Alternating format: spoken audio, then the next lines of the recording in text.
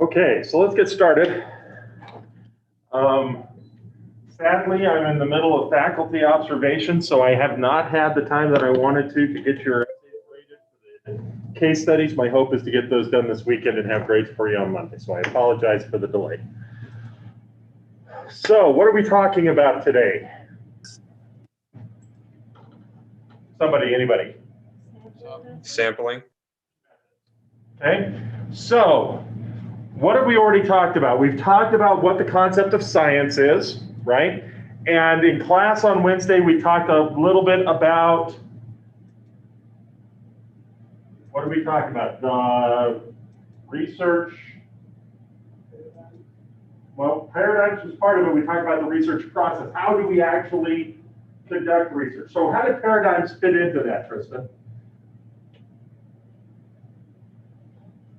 I don't know, the word just stuck in my head.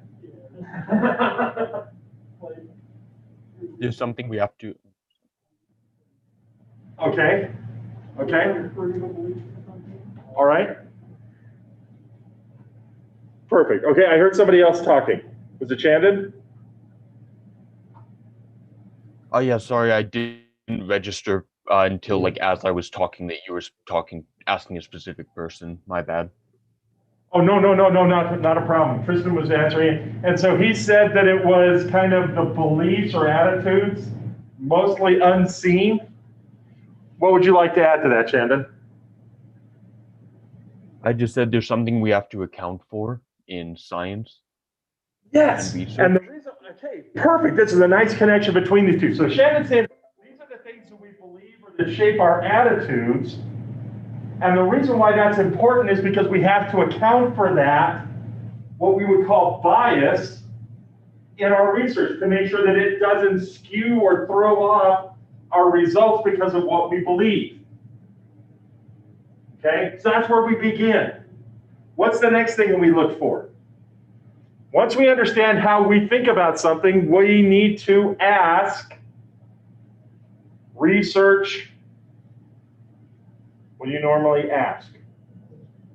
Research questions. What do we want to know about the event that we have observed, the phenomenon? Okay? Now, if I'm looking at physical events and I only want to consider physical evidence, what type of approach am I taking? A positivist approach. Okay? What if I'm looking at things that that maybe aren't as easy to observe or to measure and calculate? What approach am I taking there? A subjectivist approach. Okay? So then we talked at the end of the class, we had that big chart, right? That said this is the process. You begin by asking a research question and identifying your paradigms and identifying starts with a T, a theory that we think helps to explain what's going on, right? So we say, here's what we know about ourselves. Here's the question we want to know, and do we have a likely answer that can explain what we think is happening here? Why would I want to identify a theory? What does identifying a theory do for us?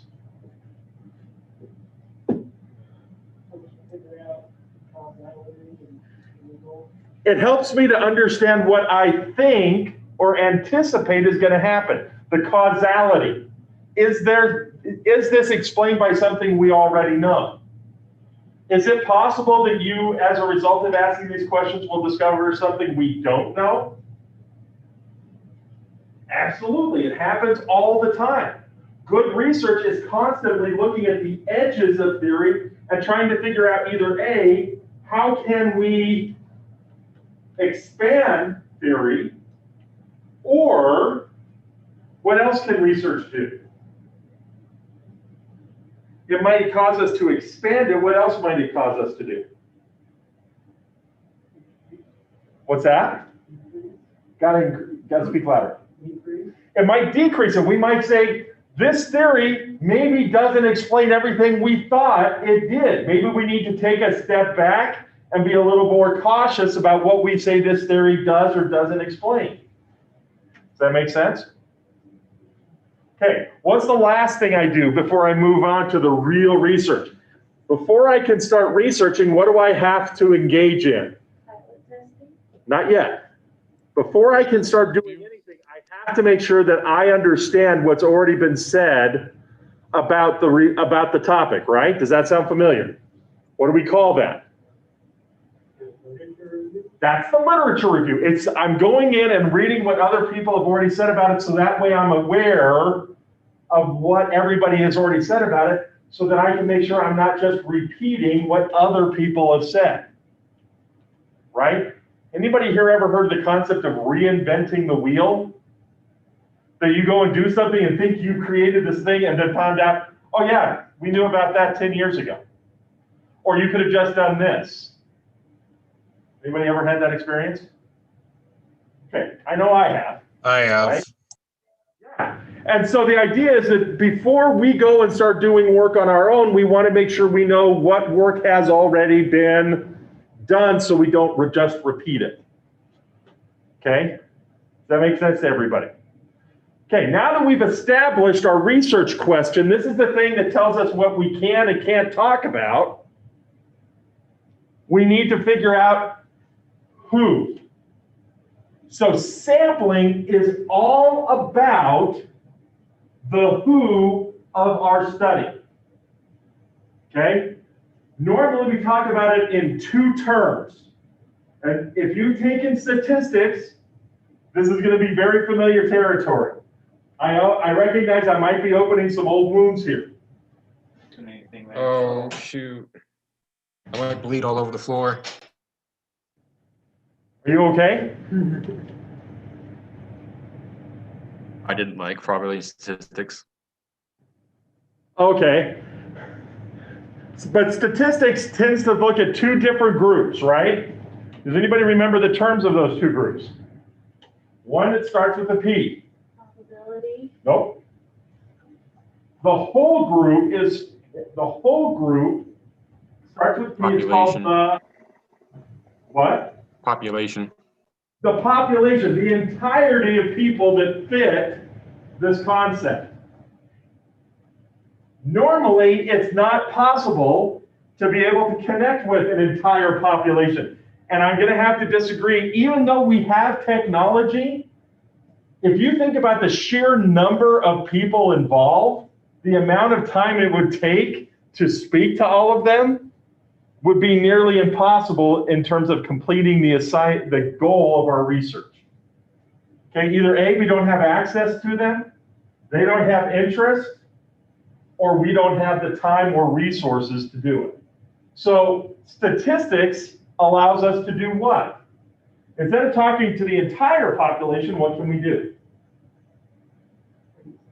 We can talk to a sample, which is a representative group that we find within that population that hopefully shares enough similarities with the entire population that if I ask these people, it would be likely that whatever they say is representative or inclusive of what I would find if I could talk to everybody. Does that make sense? Now, is there one way to do this? No, because if there was, then it would be a very, very short chapter, and it wasn't, right? But it begins, or one of the questions that I have to tell you guys before I go any farther, I am seriously just like going, holy crap, as I'm reading for the last 3 chapters, You guys have been asking absolutely freaking amazing questions. You are making some of the best observations I have ever seen in the entirety of when I have taught this class. And I'm serious when I'm not exaggerating when I say, holy crap, that's it. You guys are you're asking the right questions about the chapter. So I am very, very excited. I'm very happy. Because it says to me that you guys are understanding this, or at least understanding what you do and don't understand, which makes me, seriously, if I wasn't wearing this, you'd see a grin from ear to ear on this. I hope that that's coming through the mask. Okay? So Sherman asks, what happens if you choose the wrong sample? Do you have to throw out the results? So let me open that up to the general group. What do you think? There was actually some discussion in perusal, but I wanted to open it up to everybody. What do you think? If I get the wrong sample group, do I have to throw out the results? Well, there's a couple elements to that question that I think we need to analyze. The first one I would ask is, what do you mean by the term wrong? What would make something the wrong sample group? When it's not relevant to your topic. Okay, so and that's not necessarily a fault of the sample group unless the characteristics or traits of the sample don't have, or the population are not appropriate for answering the question I have, right? So somebody, for example, was talking about, if I go and interview 10 dentists about which toothpaste they like, is that appropriate? Is that a good sample to talk to? Is that a good population to talk to? Yeah. What if I was to ask 10 morticians what they think is the best toothpaste? Well, it depends on what question I'm asking, right? But most of the time, people aren't going to care what opinion morticians have about toothpaste.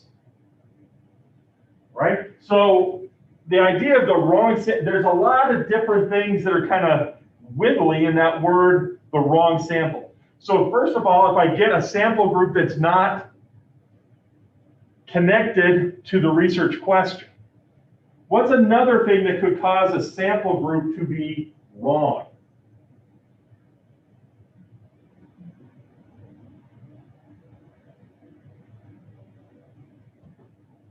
Now remember, what is a sample group?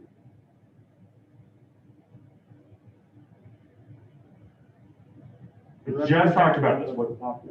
It's a group that's supposed to be representative of the population. What does that suggest? What else could make a sample group go wrong? It doesn't properly represent the population. Exactly. If a sample group does not, in its broadness, if the group of people that I have are not adequately representative of the population, then that's a bad sample group, right? So if I know, for example, that my population is likely to have 10 different opinions about this subject, and I pick a sample group and I ask them what they think and pick from these 10, and they only say, I only know about 6 of them. There are 4 opinions they've never heard of. What does that tell me about this sample group?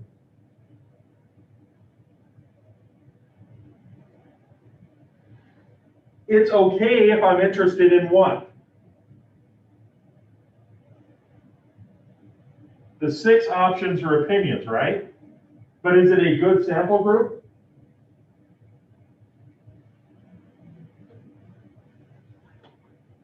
What do you think, Oscar? If my population has 10 different beliefs or attitudes, but when I do my sample, they only identify 6 of those 10.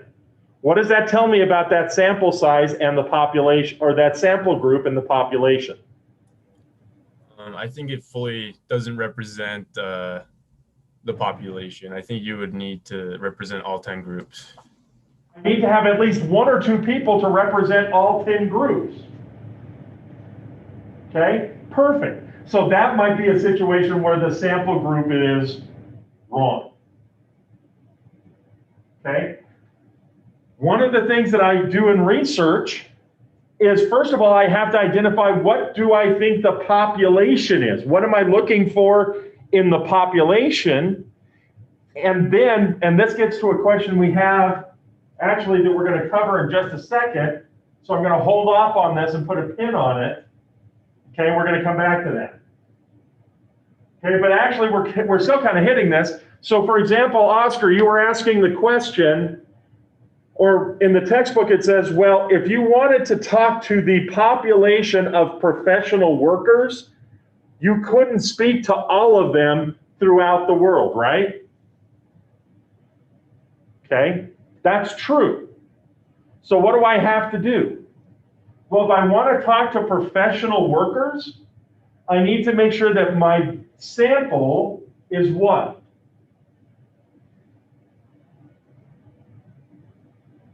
What am I trying to do by creating a Representative sample? of the population. I need to make sure I get a sample that's big enough to make sure that it's representative of the entire population. If I said there's 10 things I'm looking for, I need to make sure that my sample is big enough that I'm likely to get, it's a term we call saturation. That if I was to go and talk to the entire population, I would expect to hear these 10 concepts. I need to make sure my sample size is big enough that at least one person in that group is going to talk about each of those 10. Okay, because I need to make sure that I get all 10 of the ideas, because if I do, then what does that mean? I can say I covered the likely opinions of the entire population based on this person. Does that make sense to everybody? I'm getting a couple of kind of confused looks. Those are going, please just don't talk to me, man. This is statistics, this is math, and I should not be forced to do this on a beautiful Friday afternoon. Okay. So Oscar asked the questions, how accurate would the information be if instead of trying to talk to all of the professional workers in the country, I only talk to workers from 2 factories that happen to be local? Do you think that would be representative?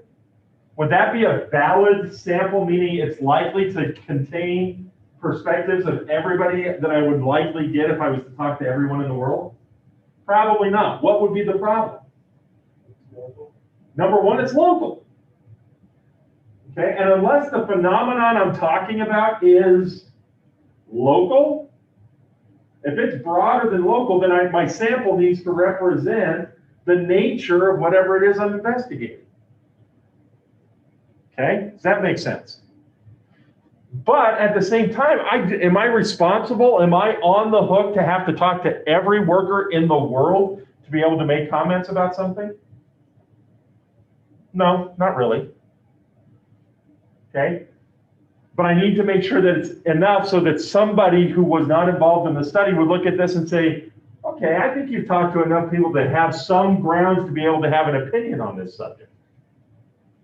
It's one of the biggest problems that we have. How many of you have been frustrated? I don't care which side of it you're on.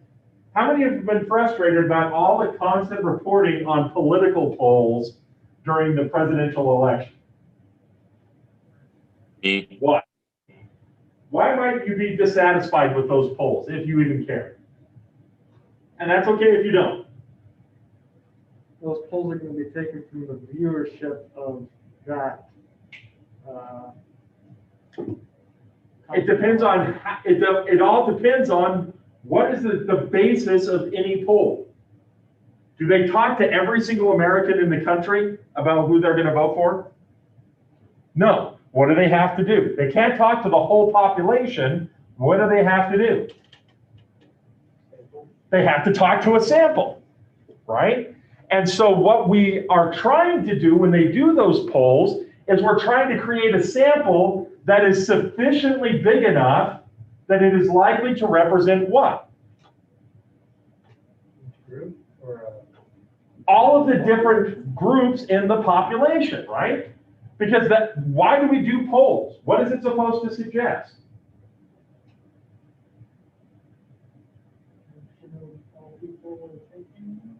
Okay, and in a political poll, like a presidential poll right now, what is it supposed to suggest?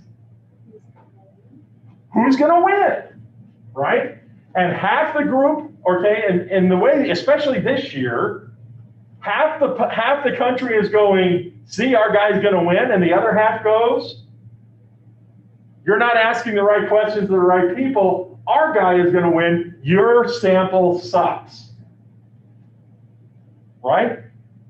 And which side does that depend on? Who you're voting for, or who you are rooting for, right? If you're a Democrat these days, the polls are suggesting Biden's going to win. That's great. If you're a Republican, the polls are probably slanted towards the Democrats, but the truth is Trump is going to win. How are we going to know the answer? Honestly, probably like a Tootsie Pop, we're never going to really know because there's going to be so many, sorry. Got off on politics, I apologize. But the point is that's the entire part, that's the concept of a poll, right? It picks a select group of people, asks them that question, and then whatever the response of that group is supposed to do what? It represents the entire population and gives us a sense of how things are doing. And whether you should be excited or depressed or angry or whatever. But one of the things this chapter is supposed to help us learn is it easy to pick a sample? No, it's not. And there's possibilities and opportunities and problems with just about any and every method that we can pick from. But the entire purpose of this is trying to get the best sample that really reflects the truth of what's going on out in the entire population without having to ask the entire population. That's the entire challenge. Okay? Now, the reason we're even studying this is because as part of the research proposal that you're going to do, you are going to be coming up with a research question, right? Here's something that could be studied. As a part of this proposal, and again, I want to stress this, you're going to propose a sample. Do you actually have to go and talk to that sample? No. Do you have to conduct any of this? No, we're only saying this is how I would do it. But part of your assignment is going to be to say, here's how I think I would create my sample to best collect information representative of what? The entire population that's involved in whatever topic I am studying. So the entire reason we spent all this time reading about all these different sampling methods is I want you to pick and recommend, here's a sampling method I would use, and this is why I think I would use it. So you have an entire chapter that seriously just gives you the answers of different types of samples. You just pick one and explain, why is this going to most likely produce the kind of sample that I need to be able to answer this question with any kind of credibility. But the cool thing is you don't actually have to do it, because trust me, having done this, it is a serious pain in various anatomical places. Okay? For my dissertation, I ended up having to do 3 different samples. So I did one entire sample, and it fell flat on its face. So I went to my dissertation advisor and said, look, I did this sample and it totally just tanked. I didn't get anybody to respond. What do I do? Well, try this. Try that. Again, not enough. I only got one respondent that said that they would participate.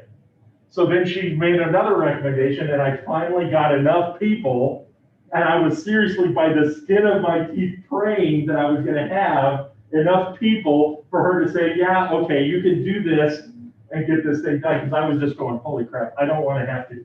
It was nuts. What was the sample that you had to do? Well, I wanted to talk to faculty who teach both what I called mainstream or regular introductory college courses and who taught remedial preparatory courses for students who weren't at the level to be able to go into college. So it'd be an example, for example, of teachers who taught English 1101 and English 1101P. That's the terminology we use. And so at first I wanted to limit it just to Idaho. So I called every single department of English at every college and university in Idaho. And I called the math departments and the English departments. And they said, yeah, we don't have anybody that teaches both. We have lots of people that teach one and lots of people that teach the other, but we don't have a lot of people that teach both. Okay. And what I ended up doing is I opened it up to the Intermountain West. And so then I was calling every college or every university and every English department and math department in Idaho, Montana, Utah, Arizona, Colorado, Wyoming, and Nevada.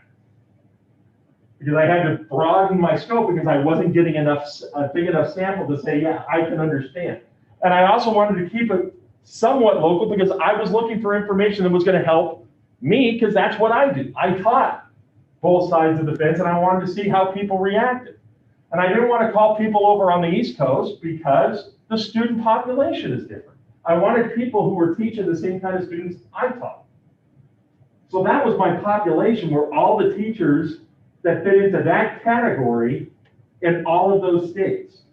I didn't need to talk to every single one. I just needed to get enough that people would believe. If I ended up talking to 9 different people. I interviewed 9 people.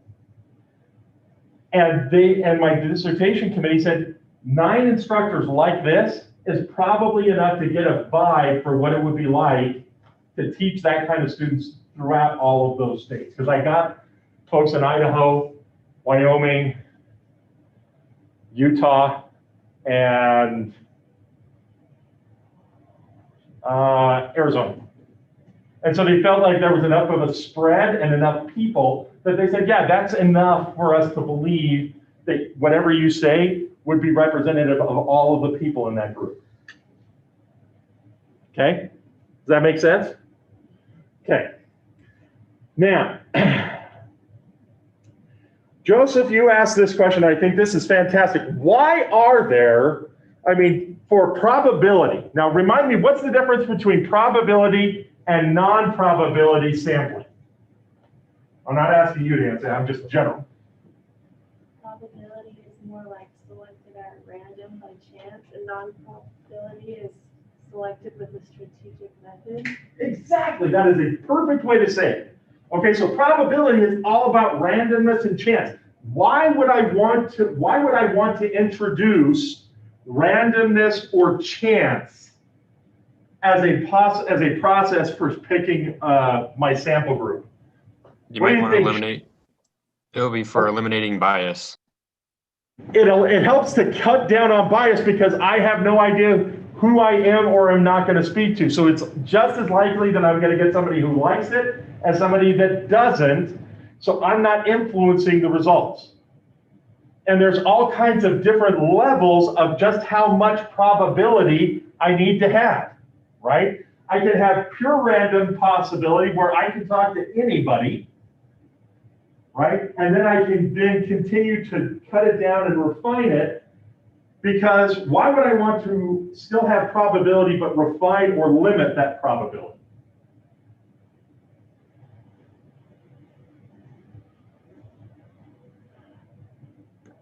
So for example, if you guys remember cluster sampling.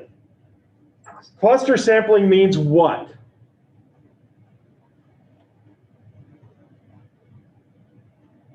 Usually related to geographic boundaries. Okay, so I look at my entire population right? Like, for example, the state of Idaho. Now, if I look at the state of Idaho, we really almost have 3 different states in this state of Idaho. Would you agree? We have North Idaho, which is its own little kind of country. We have Boise.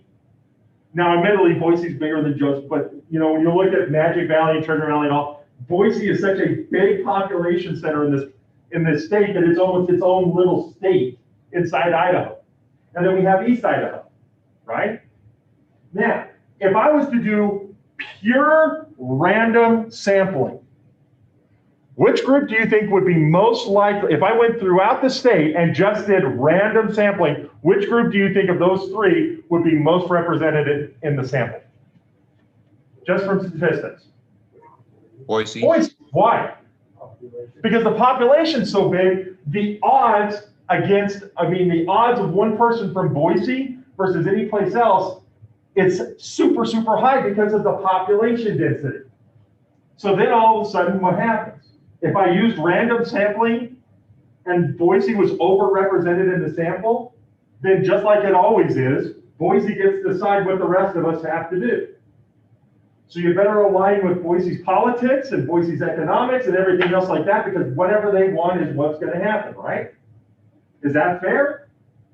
Well, from a political perspective, no, but from research, it's really bad.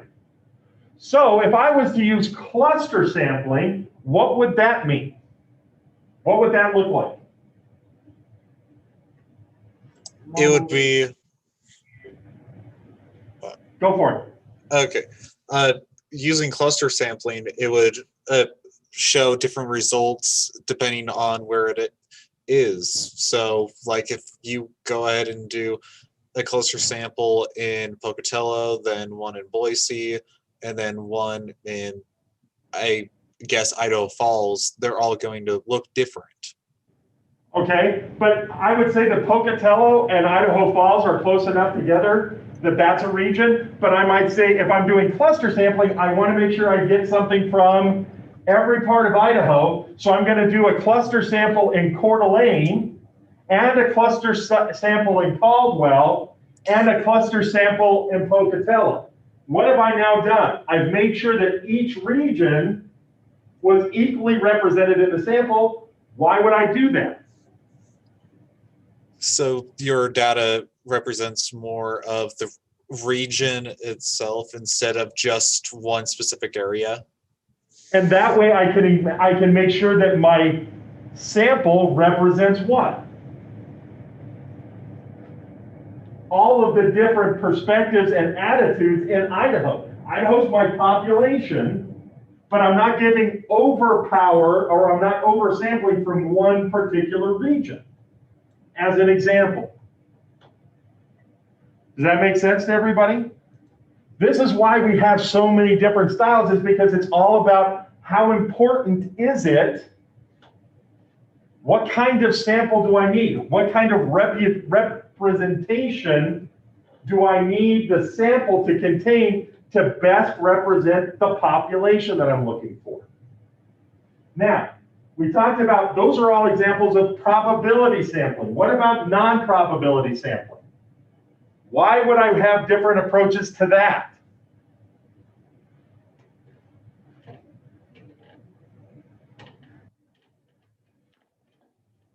Okay, I'm going to pick on Tristan for a second.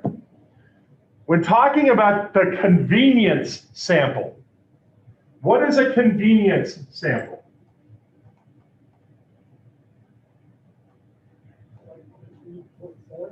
Okay, it's convenient, but what makes it convenient? What are we talking about? It's easy to get. What's that? I said it's easy to get. Number one, it's easy to get. And it's normally easy to get because I use some kind of method of identifying my sample by their behavior or action. So if I wanted to find out how people felt about, and this is where I'm saying I'm picking on Tristan, if I want to understand how people feel about shopping in the Chubbuck Walmart, the most convenient sample would be people who are walking out of Walmart with bags in their hands. Why? Because number one, I know that they just shopped there. So are they going to be able to have an opinion on my question? Absolutely. Now, if I limited it so that I only talk to people who had bags in their hands, why is that important? Why would I not want to talk to, for example, people who left Walmart with nothing in their hands? Because if they have nothing in their hands, there's a good chance that they didn't buy anything there. Exactly. Okay, so if I only want to know what the shopping experience is from the perspective of people who actually shopped there, that's a convenience method, right? Now, if they bought something, what does that probably suggest? They either might keep buying there, or they found what they were looking for, or gave up and just bought whatever was there, right? Is that going to, if I was trying to see, do you like Walmart, and they're carrying bags out, is that probably going to skew or influence how they likely respond? Yeah. Absolutely. That's one of the big challenges or problems with convenience sampling. So, for example, if I was to go and do a presidential political poll from people who are watching MSNBC, what would I probably expect about their attitude or opinion about the election? They are very likely, especially if it's MSNBC, they are very likely going to be Democratic or liberal voters.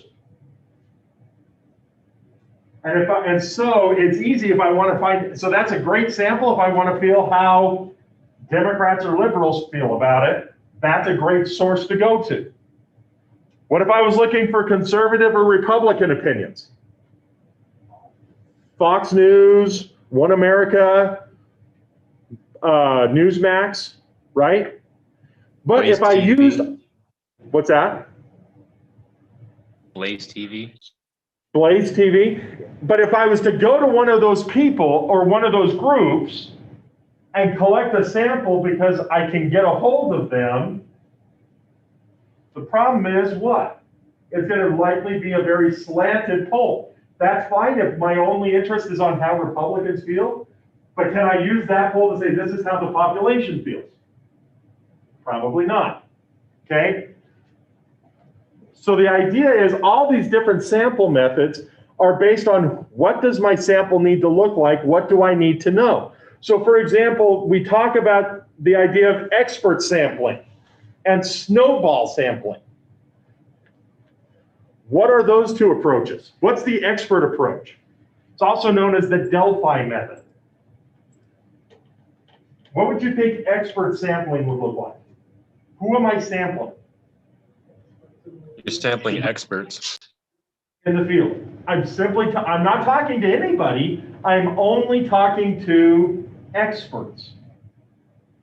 What's the benefit of that approach? They know what they're talking about. We hope that they know what they're talking about. What's the problem or limitation?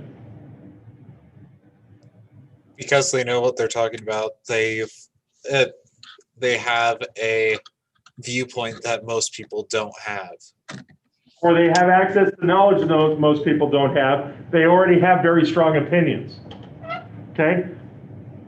Just really quickly, what's a snowball method? Where you ask one person and they give you references to another person and so on and so forth. That is what I ended up using on my method, or for my study. Is I first just called the people in Idaho, got nothing, called people outside of Idaho, still nothing. So then I went and found 3 people who said yes. And I said, who else do you know that's doing the same kind of thing you're doing? Would you be willing to let me know who they are? Would you be willing to introduce me and maybe help convince them to participate in the study? Why would I do that? What do they have access to that I don't? connections and networks in the field. They know other people that do what they do. I don't work at their institution. I don't know anybody, but they do. And the other benefit is they might have a positive working relationship that gets me through the door that I wouldn't get if I was to call them cold. I'm getting them to introduce, and then they kind of like this avalanche concept. If every single one of them spreads it, I get the benefit, they do the work. Awesome. Because Chrissy, that was almost when you asked that, well, what if they don't recommend other people to you? Trust me, it happens more than I want to admit, and it's painful. What do? You keep trying. All right.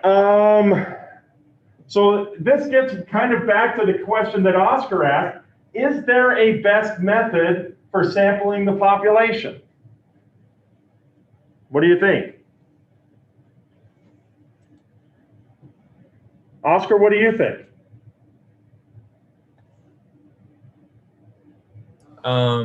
I would say that a combination of methods would probably be best, right? Well, it all depends on, there's one thing that will answer that question better than anything else. Your research, what? Not proposal, but the research question. What are you trying to find out? That's going to tell you before anything, well, what does my sample need to look? Well, what do you want to know? If you can tell me what you want to know, then you're gonna automatically, as a part of that, know, well, who's most likely to know the answers to those questions? Okay, if I know who's most likely to answer the questions, that's my what? Who's going to know so if I have a research question and I know what I want to know about it, and I identified who's most likely to have the answers to that question, what is the title or name for that group? What? Not the sample. What's the other part?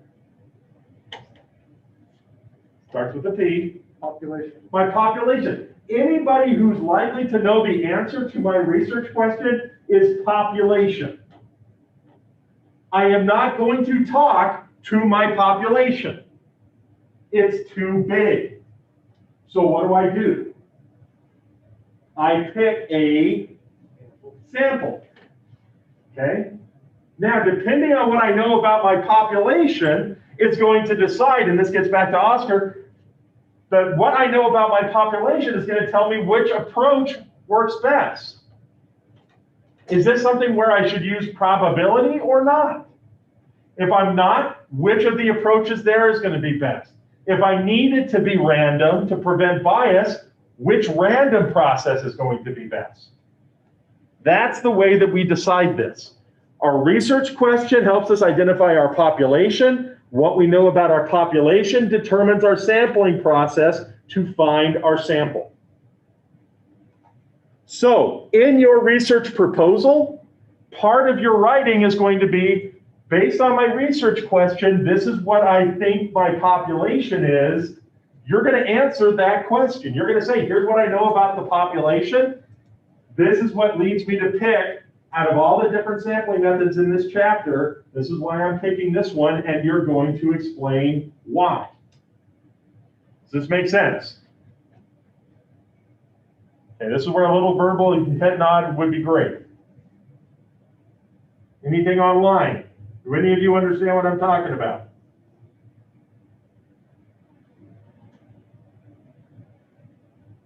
Okay, all of the blank mics is making me nervous. Yes, I understand. Okay, perfect. All right, so that's everything I have. Does anybody have any questions about this chapter that I have not spoken about yet?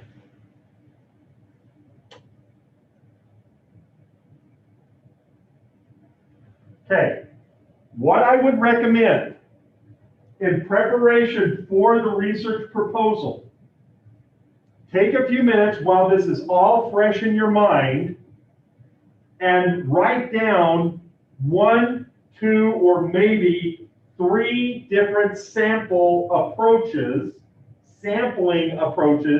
that you think are interesting. Doesn't mean you're going to use it for your proposal, but mark them so you don't have to go back and reread this chapter to answer that question in your proposal. Does that make sense? Okay, we have not talked about research questions yet. We're going to talk about that in 2 weeks from now when we start the paper. But the idea is the more you can identify stuff now, the easier it's going to be to write. Okay, so for example, we've already talked about 4 theories: post-positivism, interpretivism, critical theory, and postmodernism. You've already written papers where you discussed all 4 of those approaches, right? You've talked about each one of those approaches from 4 different sources, right? Guess what you can do for your proposal? Back to those sources. Go back to those sources, pull that stuff out, and put it all together and say, I'm choosing to use the post-positivist approach because this is what I know about it. And I have source 1, source 2, source 3, source 4, ka-ching, I'm moving on.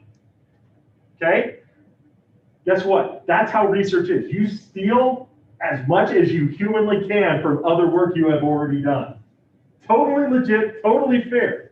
Just like I said, don't go out and try to find sources yourself. Go back to the textbook. They already did the work for you. Don't reinvent the wheel. Just find out what they said. They'll tell you where you need to go next. Does this make sense to everybody? Okay, so what I'm hoping from today is you're identifying one or two sampling methods that you feel like you could explain or describe and defend. Does that make sense to everybody? Okay. All right, so on Monday, we are going to be talking about, just to make sure, experimental research. Okay, here's the thing. You're gonna say, here's what I would want to do to test a question. We're going to talk all about the language of hypothesis and null hypothesis. Yeah, we're getting more into statistics because that's what statistics was designed for, is for research.